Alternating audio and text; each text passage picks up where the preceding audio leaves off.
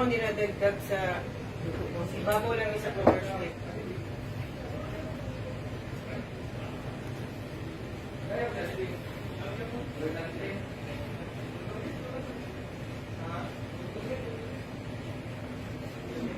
Ika na dugo mo ngayon. Wow.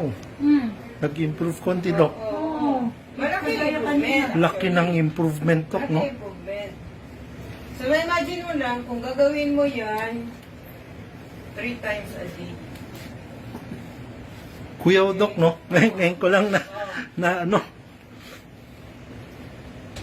Ano pa yan? Reject ka ganun. Oo. So, first therapy pa yan.